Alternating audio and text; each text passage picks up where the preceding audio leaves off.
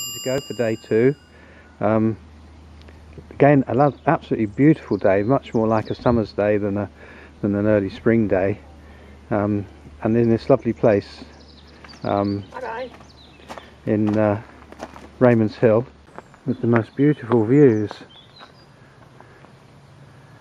We're now heading down to Seaton. We're now heading up this cut through which Sustrans call Route 52, go through road for cars. We're now at the top of this track and we come to some bollards here and we need to cross over to that road over there, and of course there's no actual facilities to make this crossing easier and no indication of what happens to Sustrans Route 52, but on past experience I think it just dies here.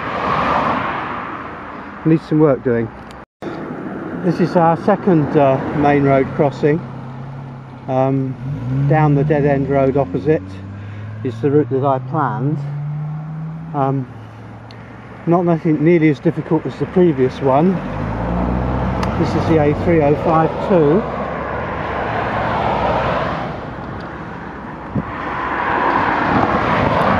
It's all clear and we're crossing over. We're not really sure now whether we're actually on a Sustrans route or not, but we're going to continue along this lane and continue with the planned route in the hope that it might be the Sustrans route. We're now on a public bridleway which should link us through to Seaton, but unfortunately it's just a bit too bumpy for the Bromtons. I think anybody else following this route who had even robust tourers, certainly mountain bikes, wouldn't really have any problem with this, but I just hope it doesn't go on too far. I don't think it does according to the map. I'm a wimp. We're now coming off the bumpy bit of the bridleway, which was actually only about, I guess, 300 or 400 metres, and through an entrance house. And a gatehouse which appears to be empty, although maybe not, and then a driveway which we're going to ride along. We've just passed through this magnificent estate and we're now just chucking down this country lane. Here comes Anne and she's going to go straight by me, I hope. Yes, smiling. We're going to a place called Steps and just hope that it hasn't got any. Just on our way into Seaton on this roaring main road, I just happened to see across the water one of the trams going up to Collerton. We'll soon be in through the town and out the other side and hopefully back onto quiet lanes again. It's a pretty cycle unfriendly place with one-way streets and no cycling on the promenade. It doesn't really deserve this video, but it's getting it because it is very beautiful. So we're going to make our way out now. It says that this ford is unsuitable for cyclists. It's probably more unsuitable for motor vehicles. This is Sidmouth. Had a horrendous descent in. Okay.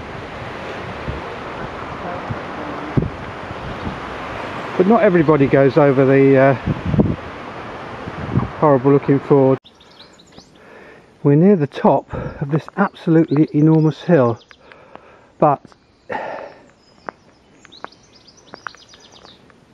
it seemed inappropriate to stop without taking a picture with the Jurassic coast in the background.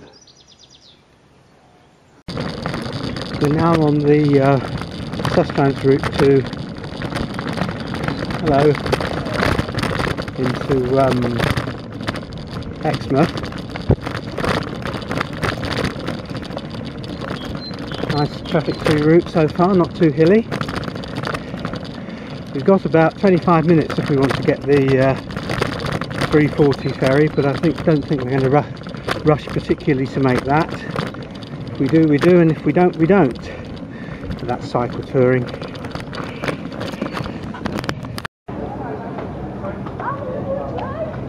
We're now at Exmouth Dock, waiting for the ferry to take us over to Starcross, and from there we plan to get the train to Newton Abbot. Anne's battery's completely used up because of the hills, and so we're going to take the easy way.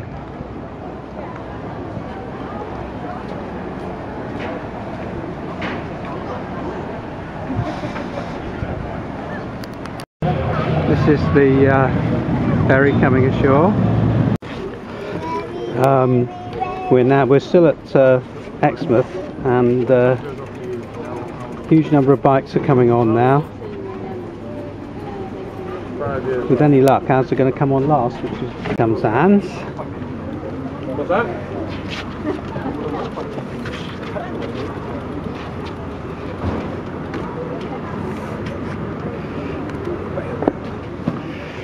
Liverpool beat Birmingham 5-0.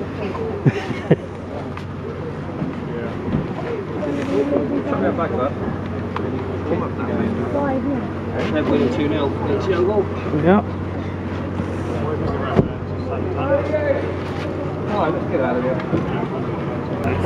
The hatch has come up, and we're more or less ready. Now, Mr. Grimshaw, with all your great wealth, why can't we have a ramp here?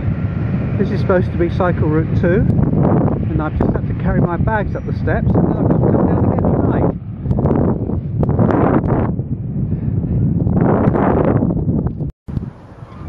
This is the view from Starcross Station.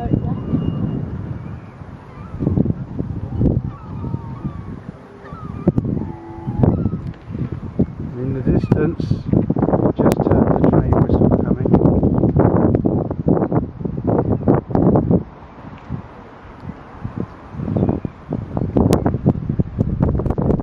And here comes the train. Always an anxious moment for cyclists to try and find where the cycle carriages are, if any.